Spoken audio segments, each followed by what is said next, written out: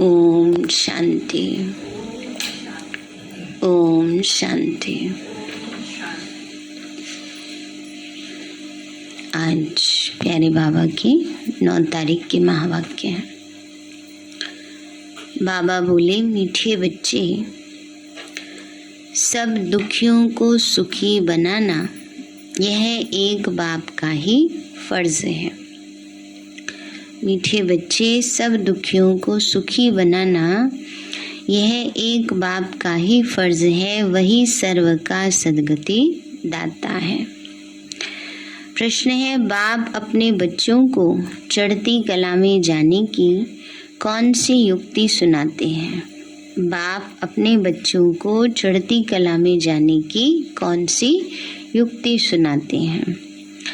बाबा बोले, बाबा कहते, मीठे बच्चे, मैं जो सुनाता हूँ तुम उसे ही सुनो, बाकी जो कुछ सुना है उसे भूल जाओ, क्योंकि उससे तुम नीचे ही उतरते आए हो। ना बाबा ने कहा, और जो बातें हैं शास्त्र आदि की, बाबा ने कहा उन सबको भूल जाओ, क्योंकि उनमें बड़ा द्वंद्व है। बाबा ने सब बात का हमें क्लियर करके समझाया है।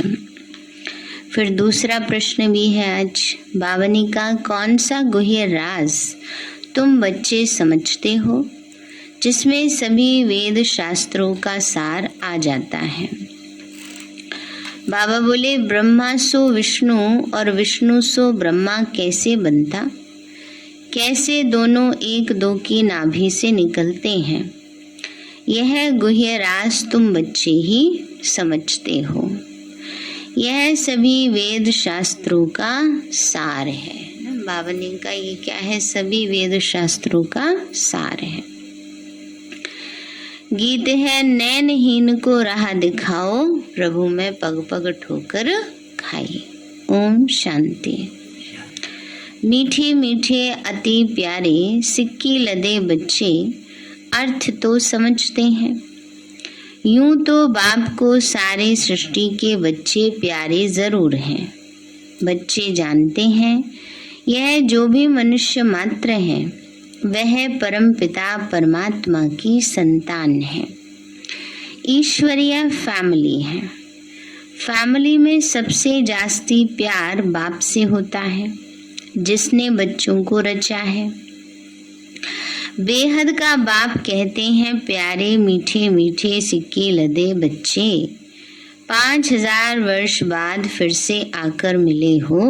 बाबा कहते हैं, बच्चे, मीठे मीठे बच्चे पूछ रहे हैं बाबा।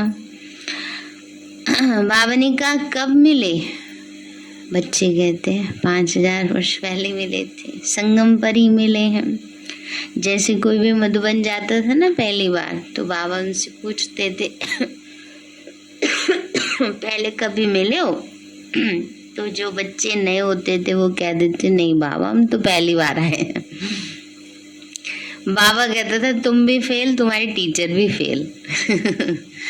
तुम्हें सिखाया नहीं कि 5000 वर्ष पहले भी हम संगम पर आए थे, बाबा से मिले थे और अब भी मिल रहे हैं।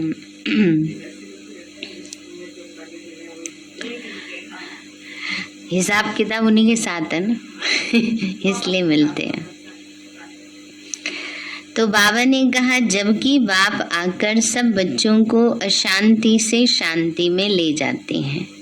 शांति के लिए कितनी कॉन्फ्रेंस आदि करते हैं, आपस में मिलते हैं कि सृष्टि में मारा मारी बंद हो जाए और आपस में शांति कैसे हो। नहीं तो आपस में लड़कर विनाश कर देंगे। विनाश से डरते हैं। यह भूल गए हैं कि बाप ही आकर के सुख धाम अर्थात आदि सनातन देवी देवता धर्म की फिर से स्थापना करते हैं, जो अब हो रही है। तो तुम सब बैठे हो बेहद के बाप से बेहद सुख का वर्षा लेने। तुम जानते हो बरोबर परम पिता परमात्मा आकर फिर आसुरी दुनिया का विनाश कराते हैं। विनाश तो जरूर होना चाहिए ना, क्योंकि इस समय सब दुखी हैं। यह बाप का ही कल्प कल्प का फर्ज है। जो भी दुखी हैं उन सबको सुखी बनाना। बाबा ने कहा बाबा का ही कल्प कल्प का फर्ज है, जो भी दुखी हो गए उन सबको सुखी बनाना। बाबा ने कहा बच्चे, बाकी जो खुद ही दुखी पतित हैं वो फिर औरों को पावन सुखी कैसे बनाएंगे। सो भी सारी दुनिया की बात है। गाते भी हैं सर्व का सद्गति दाता एक है। हे परम पिता परमात्मा, आकर हम पतितों को पावन बनाओ। यह तो सब धर्म वाले जानते हैं कि भारत में गॉड गॉडेजेस का राज्य था। उस समय हम लोग नहीं थे। प्राचीन भारत की बहुत महिमा है। भगवान ने पहले पहले स्वर्ग रचा, उसका मालिक कौन था? भारत ना। बाबा ने कहा बच्चे, भगवान ने पहले स्वर्ग बनाया तो उसमें एक ही था, सारा विश्व भारत था। भारत ही के रहवासी ही मालिक थे। स्वर्ग में सोने हीरे के महल थे। भारत बहुत साहूकार था। अब कलयुग के अंत में अनेकानेक धर्म है। बाकी एक देवता धर्म प्राय लोप है। कंगाल महान दुखी बन पड़े हैं। अब वो बाबा कहते यह ब्रह्मा दादा तो जवाहरी था। ये नहीं कहते हैं। निराकार बाप कहते हैं इस शरीर द्वारा कि यह ब्रह्मा भी अपने जन्मों को नहीं जानते। बाबा कहते ब्रह्मा भी अपने जन्मों को नहीं जानते, तुम भी नहीं जानते। बाबा ही आकर समझाते हैं ना हमको। तो ब्रह्मा कुमार कुमारियां भी अपने जन्मों को नहीं जानते थे। मैं इनमें प्रवेश करता हूँ, यह भी ड्रामा में था। कैसे प्रवेश होते हैं ये सवाल नहीं। बाबा कहते हैं मेरे को अपना शरीर नहीं है। मैं साधारण बूढ़े तन में आकर प्रवेश करता हूँ। आता भी हूँ भारत में, तो यह अपने जन्मों को नहीं जानता। मैं आकर इनको समझाता हूँ। बाबा ने कहा ये भी नहीं जानते। अब शिव बाबा ही आकर समझाते हैं। यह सब बना बनाया बेहद का बड़ा ड्रामा है। जो सेकंड पास होता है वो फिर रिपीट होगा। यह बेहद ड्रामा का राज बाप ही समझाते हैं। बाबा कहते बच्चे, जो कुछ तुम दान पुण्य आदि करते आए हो ये सब है भक्ति मार्ग। इनसे कुछ भी प्राप्ति नहीं है, क्योंकि भक्ति में अब कोई भी सार ही नहीं है। इतने यह सब चित्र आदि जो कुछ बनाए हैं इनको गुड़ियों की पूजा कहा जाता है। बाबा ने कहा भक्ति में सिर्फ भावनाएं हैं ना। बाबा ने कहा बच्चे सार नहीं है ना। कहते हैं इन सबको करने से क्या होगा, लास्ट में भगवान मिल जाएगा, श्योरिटी नहीं है कुछ ना। बाबा ने कहा इसलिए सार नहीं है। तो इतने सब चित्र आदि जो कुछ बनाए हैं इनको गुड़ियों की पूजा कहा जाता है। चित्र बनाया, खिलाया, पिलाया, डुबोया, ये सब क्या हुआ, बेसमझी हुई है ना। कितना अच्छा बनाते हैं देखो। यज्ञ जब रचते हैं तो मिट्टी का बड़ा शिवलिंग बनाते और छोटे छोटे शालिग्राम बनाते। उनको भी क्या करते हैं, तोड़ देते हैं। सारे शिवलिंग की पूजा करते हैं और सारे बाद में तोड़ देते हैं शालिग्राम, फिर दोबारा बनाते हैं। तो यह किसकी पूजा करते यह भी समझते नहीं। बाप और बच्चों ने सर्विस की है तब तो पूजा करते हैं। बाबा ने कहा बाबा ने इतनी सेवा की है तब तो यादगार रूप में इतनी पूजा करते हैं ना, गायन करते हैं। बाबा ने कहा बच्चे यह भी समझते नहीं है। बाप और बच्चों ने सर्विस की है तब पूजा होती है। शिव का लिंग बनाते हैं। तुम बच्चों के लिए भी शालिग्राम बनाते हैं ना, हमारा यादगार है। तुम बच्चे अब बरोबर भारत को पवित्र बनाने की सर्विस कर रहे हो। तुम हो खुदाई खिदमतगार। बाबा ने कहा बच्चे तुम सब क्या हो, कौन हो, खुदाई खिदमतगार। खुदाई खिदमतगार का मतलब होता है रूहानी सेवाधारी, खुदा की खिदमत करने वाले ना, सेवा करने वाले। तुम्हारी बाप से प्रीत है, बाप की श्रीमत पर चलते हो तब श्रीमत भगवत गीता गाई हुई है। भगवान कोई शास्त्र नहीं पढ़ेगा, कोई भी धर्म स्थापक कभी शास्त्र नहीं उठाते, वह आते हैं धर्म स्थापन करने। उनके पास जो नॉलेज है वही सुनाएंगे। ऐसे नहीं कि क्राइस्ट ने आकर बाइबल पढ़ा, नहीं, वो आया धर्म स्थापन करने। आकर के जो नॉलेज दी, बाद में लोगों को जितनी याद रही उसके आधार से बाइबल बनता है। इब्राहिम ने आके जो ज्ञान सुनाया, जितना लोगों को याद रहा उसके आधार से कुरान शरीफ बना। तो इसलिए बाबा कहते हैं बच्चे, ये नहीं कि कोई क्राइस्ट ने बाइबल पढ़ के फिर सुनाया हो, नहीं, उनके जाने के बाद बाइबल बना है। हाँ जैसे शास्त्रों में हुआ ऐसे हर धर्म शास्त्र में अपने अकॉर्डिंग जितना जिसको याद रहता है। तो बाबा कहते हैं बच्चे नहीं, बाबा ने कहा वह आया धर्म स्थापन करने, बाप आकर श्रीमत देते हैं। श्री अर्थात श्रेष्ठ मत, ऊंचे ते ऊंची मत है ही भगवान की। तुम बच्चे अब श्रीमत पर चलते हो। बाबा कहते बच्चे मुझे याद करो, बस अक्षर ही दो हैं, बड़े प्यार से कहते हैं बच्चे।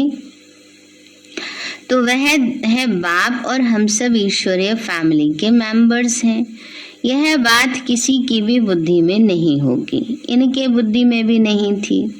अब बाप बैठ इनके द्वारा समझाते हैं कि यह सब जो भी मनुष्य आत्माएं हैं, इन सब आत्माओं को मुझे पावन बनाए वापस ले जाना है। बाबा कहते सबको मैं पावन बना के वापस ले जाऊंगा। मैं ड्रामा अनुसार फिर से आया हूँ वापस ले जाने।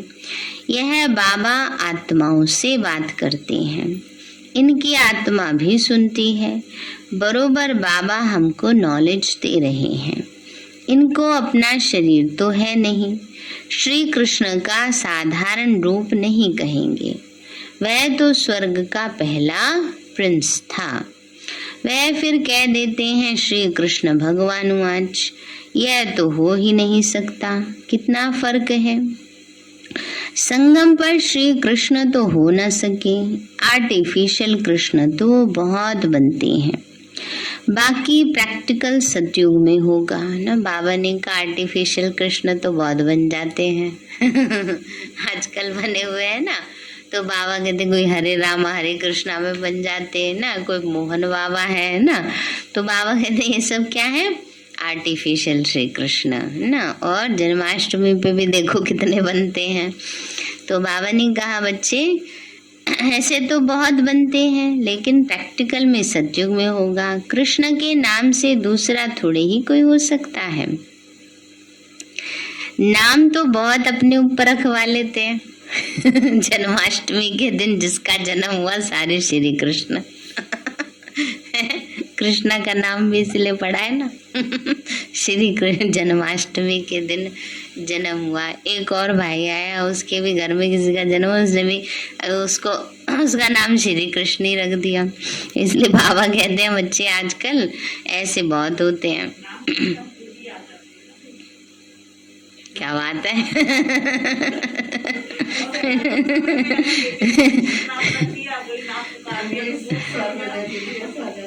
हाँ, अगर ऐसे इतना इजीली स्वर्ग आ जाते तो फिर नाम ही रख लेते, काम क्यों करते तो बाबा कहते हैं बच्चे नाम बहुत अपने ऊपर रखवाते। बाबा कहते बच्चे इस अंतिम जन्म में पवित्र बनो तो पवित्र दुनिया की स्थापना में मदद होगी। पवित्रता तो अच्छी है, बहुत बच्चियां मार खाती हैं, अबलाओं पर अत्याचार होते हैं। लिखते हैं बाबा क्या करें, हमको इस बंधन से छुड़ाओ। नाटक में दिखाते हैं द्रौपदी को साड़ियाँ दी, यह सब कहानी बना दी है। बाबा कहते बच्चे अब पवित्र बनने से 21 जन्म तुम कभी नगन नहीं होंगे। वहाँ है ही राम राज्य। मुख्य विकार है अशुद्ध अहंकार, देह अभिमान, देह से मोह रहता है। वहाँ है आत्मा अभिमानी। समझते हैं हम पुराना शरीर छोड़ दूसरा लेते हैं, उसको आत्म अभिमानी कहा जाता है। बाबा कहते हैं तुम सब आत्मा हो। शिव बाबा को याद करते रहो क्योंकि अब वापस जाना है। बाबा ने कहा तुम सब आत्मा हो, बाबा को याद करो क्योंकि अब घर वापस जाना है। ये है आत्माओं की सच्ची सच्ची रूहानी यात्रा। सबको सुप्रीम बाप के पास जाना है। तीर्थ यात्रा पर जाते हैं तो रास्ते में राम राम कहते जाते हैं। बाबा कहते तुम बाप को याद करते चलो। अब सारी दुनिया तो राजयोग नहीं सीखेगी। कलम पहले वाले ही यहाँ आएंगे, अभी तो कलम लगना है।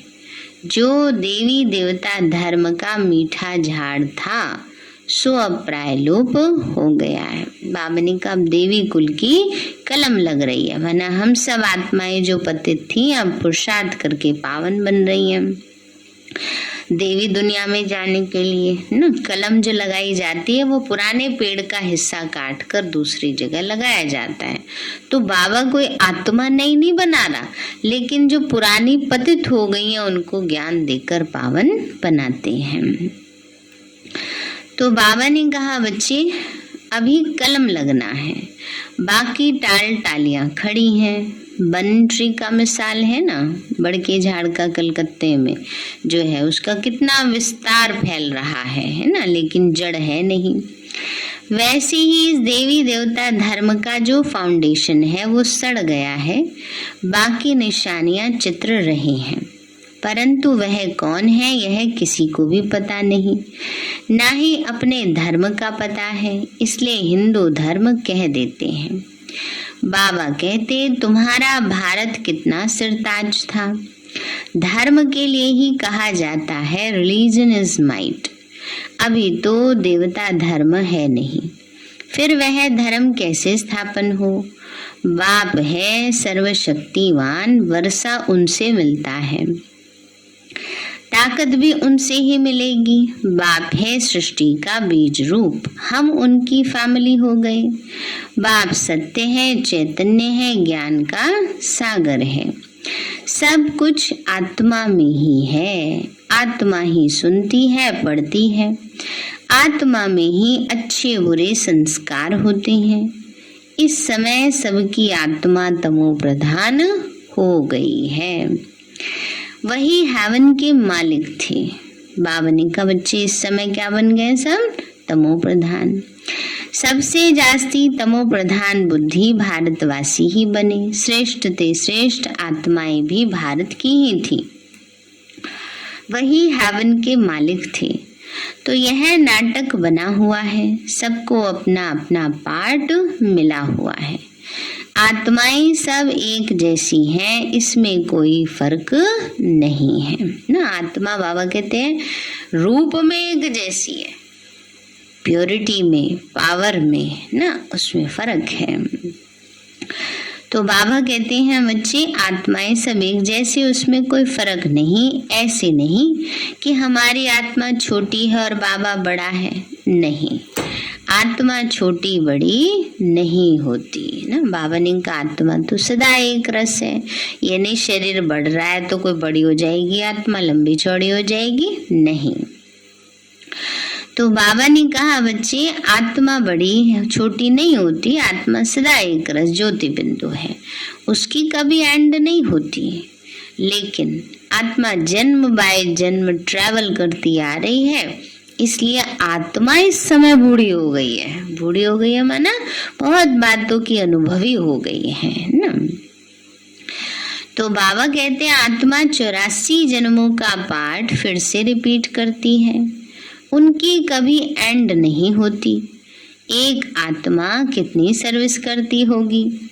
वह अविनाशी पाठ कभी मिटने वाला नहीं है। क्या यह बातें विद्वान पंडित शास्त्रों की अथॉरिटी जानते हैं? इतनी छोटी आत्मा में कितना भारी पाठ है। परम पिता परमात्मा भी ड्रामा के वश में है। पाठ बजाने के लिए बंधे हुए हैं। एक्यूरेट टाइम पर ही आएंगे। उनको भी अपना पार्ट टाइम पर बजाना है, तो सबको सुखी बनाना है। ख्याल करो आत्मा क्या है। बाबा की आत्मा भी इतनी छोटी बिंदी मिसल है। बाबा ने कहा ख्याल करो आत्मा क्या है ना। बाबा की आत्मा भी छोटी सी बिंदु है, लेकिन पावरफुल है, सबसे ज्यादा शक्तिशाली है, सर्वशक्तिमान है वो तो बाबा ने कहा है तो बिंदी मिसल। अब बाबा ने कहा इतनी छोटी सी चीज की तो पूजा नहीं कर सकते हैं। भक्ति के लिए फिर बड़ा बना देते हैं जिसकी पूजा हो सके, जिसको शिव अथवा रुद्र भी कहते हैं। है बिंदी मिसल, तिलक देते हैं ना। तो यहाँ यह बड़ी समझने की बातें हैं और कोई तो समझा न सके। यह बाप बैठ समझाते हैं, बहुत महीन बातें हैं। बाबा समझाते बच्चे आत्मा देखो कितनी छोटी है, आत्मा के ऑर्गन्स देखो कितने बड़े हैं। इस समय सबकी आत्मा और शरीर दोनों ही पतित हैं। अब फिर पावन बनना है तो तुम अव्यभिचारी बनो। एक से ही सुनो, एक को ही याद करो। ओहो बाबा, आप तो बड़ी कमाल करते हो, कैसा ज्ञान सुनाते हो। और किसी की ताकत नहीं जो ये नॉलेज दे सके। तुम्हारी चढ़ती कला अब ही होती है, जबकि बाप आकर पढ़ाते हैं। इस समय अभी मनुष्य मात्र पतित हैं, इसलिए बाबा कहते मैं सबका उद्धार करने के लिए आता हूँ। रात से दिन में जाने का रास्ता बताता हूँ। गाते भी हैं नैनहीन को राह दिखाओ, प्रभु में पग पग ठोकर खाए। गोया सभी कहते हैं कि हम नैनहीन हैं। ये दो नेत्र तो हैं, पर ज्ञान का नेत्र नहीं है। उस ज्ञान के नेत्र से सब क्या बन गए, जैसे नैनहीन। अब बाबा आकर हम बच्चों को ज्ञान का तीसरा नेत्र देते हैं। तो बाबा ने कहा कहाँ की राह बताओ? अपने घर की। यहाँ तो बहुत दुख है बाबा, हम अंधों की लाठी तो आप ही हो। बाबा अक्षर से वर्षा याद आता है। प्रभु या ईश्वर कहने से वर्षे का नशा नहीं होता।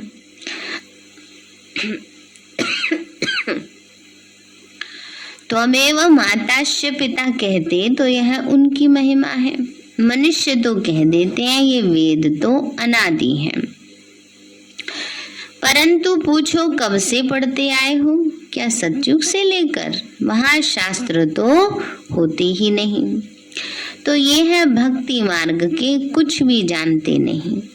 बाबा कहते हैं अभी मैं आकर तुमको सबका सार समझाता हूँ ब्रह्मा द्वारा। ब्रह्मा बच्चा मेरा है या विष्णु की नाभि से निकला है?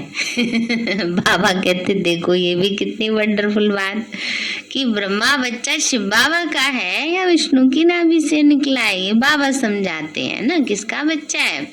शिव बाबा का। विष्णु की नाभि से निकलने का भाव तो ये है कि जो ब्रह्मा की आत्मा है वही विष्णु बनती है, विष्णु की आत्मा ही जन्म लेते लेते अंत में ब्रह्मा बन जाती है। इसका भाव सिर्फ इतना है। तो बाबा कहते हैं बच्चे ब्रह्मा तो शिव का बच्चा हुआ, विष्णु का बच्चा नहीं है। हाँ ब्रह्मा ही फिर विष्णु बनते हैं, है ना। ये है समझने की बात।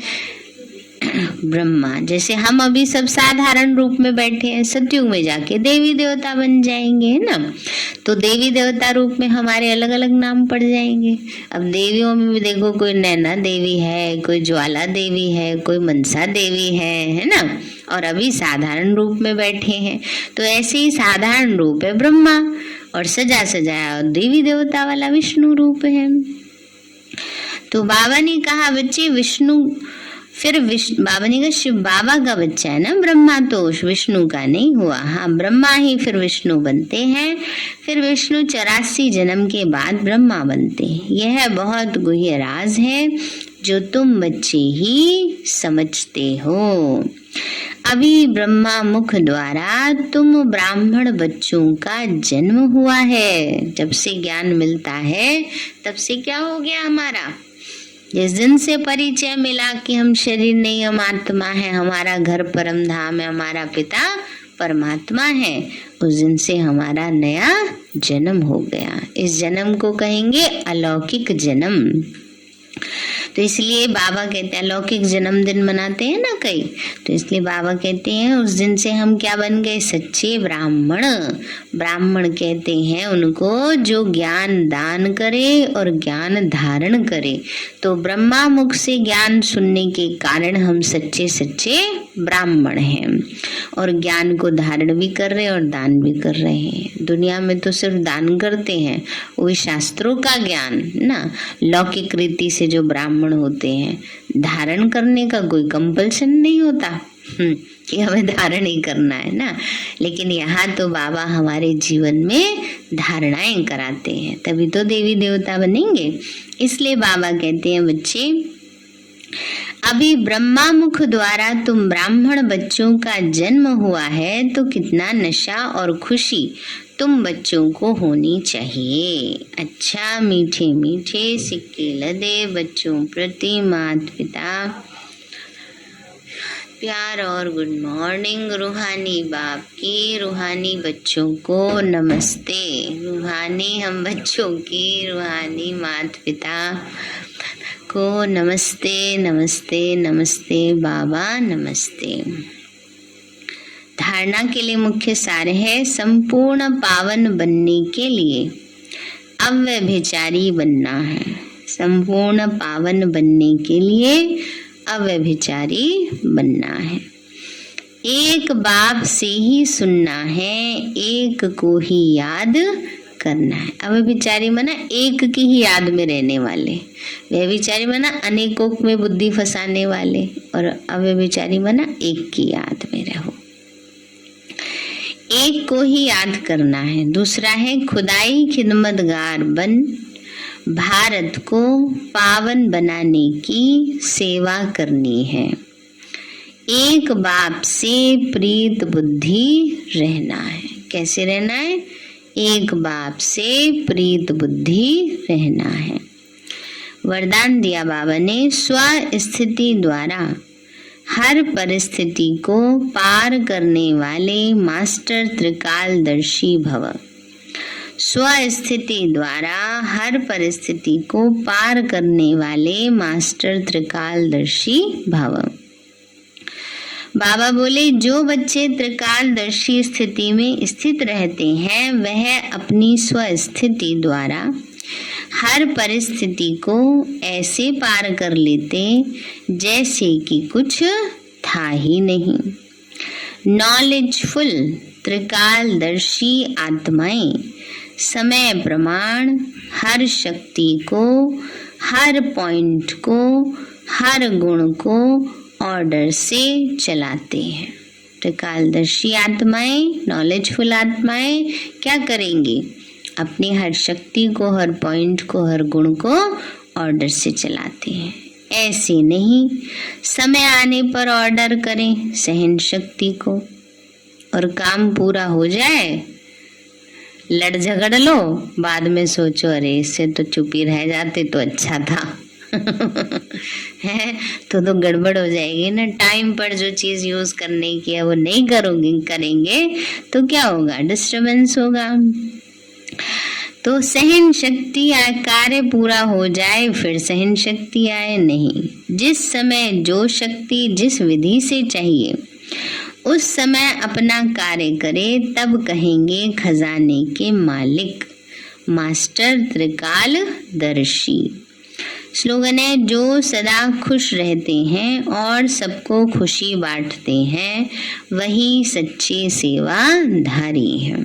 जो सदा खुश रहते हैं और सबको खुशी बांटते हैं वही सच्चे सेवाधारी हैं। सारे हैं मीठे बच्चे, सब दुखियों को सुखी बनाना यह एक बाप का ही फर्ज है, वही सर्व का सद्गति दाता है। प्रश्न है, बाप अपने बच्चों को चढ़ती कला में जाने की कौन सी युक्ति सुनाते हैं? बाबा कहते, मीठे बच्चे, मैं जो सुनाता हूँ तुम उसे ही सुनो, बाकी जो कुछ सुना है उसे भूल जाओ, क्योंकि उससे तुम नीचे ही उतरते आए हो। अज्ञान में जो सुना है ना, अभी वाले नहीं, मुरली जाके घर भूल जाओ, तो बार बार रिपीट करनी है। प्रश्न है, कौन सा गुह्य राज तुम बच्चे समझते हो जिसमें सभी वेदों शास्त्रों का सार आ जाता है? बाबा ने कहा, ब्रह्मा सु विष्णु और विष्णु सु ब्रह्मा कैसे बनते, कैसे दोनों एक दो की नाभि से निकलते, यह गुह्य राज तुम बच्चे ही समझते हो। ये सभी वेदों शास्त्रों का सार है। गीत है, नयनहीन को राह दिखाओ। अच्छा, ओम शांति। मीठे बाबा, आपने हमें सब कुछ दिया, आपका पदम गुणाबार शुक्रिया। प्यारे बाबा, आप हमें ज्ञान, गुण, शक्तियों, वरदानों और सद्बुद्धि से भरपूर करते हो, आपका बार बार शुक्रिया। मीठे बाबा, आपने मुझ आत्मा को, इस सेवा स्थान को, विश्व की सर्व आत्माओं को निर्विघ्न बनाया, आपका बार बार शुक्रिया। प्रकृति के पांचों तत्वों का भी शुक्रिया, साइंस के साधनों का भी शुक्रिया, लौकिक अलौकिक परिवार का भी शुक्रिया। हे तन, तुम्हारा भी शुक्रिया। विश्व की सर्व आत्माओं का और ब्रह्मांड की सारी शक्तियों का सब प्रकार का सहयोग देने के लिए शुक्रिया। मीठे बाबा, मुझ आत्मा ने जाने अनजाने में जिन भी आत्माओं को मनसा वाचा कर्मणा दुख दिया है, मैं उन सभी से क्षमा चाहती हूँ। मुझे क्षमादान दिलाओ। और जिन आत्माओं ने मुझे दुख दिया है, विघ्न रूप बने हैं, मैं उन सभी को दिल से क्षमा करती हूँ। सबका कल्याण हो, सबको सुख शांति सद्बुद्धि मिले और बाबा के सेंटर की सेवाएं खूब बढ़ती जाएं। शिव बाबा से सारी शक्तियाँ मुझ आत्मा में समा रही हैं, पूरे शरीर में फैल रही हैं, पूरे घर में फैल रही हैं, पूरे देश पूरी दुनिया में फैल रही हैं। सब प्रकार के वायरस नष्ट होते जा रहे हैं। मैं आत्मा परम धाम में चमकती हुई मणि हूँ। सतयुग में पावन देवताई शरीर में पहले नंबर जन्म में रॉयल फैमिली में हूँ। मैं अष्टभुजाधारी देवी दुर्गा हूँ। विघ्न विनाशक गणेश हूँ। मैं बाबा की छत्र छाया में पलने वाली सर्वश्रेष्ठ ब्राह्मण आत्मा हूँ। मैं फरिश्ता हूँ। मेरे साथ सब कुछ बहुत अच्छा होगा। मेरे साथ सब कुछ बहुत अच्छा होगा। मेरे साथ सब कुछ बहुत अच्छा होगा। मेरे साथ सब कुछ बहुत अच्छा होगा। वहाँ मैं, वहाँ मेरा श्रेष्ठ भाग्य, वाह वाह वाह।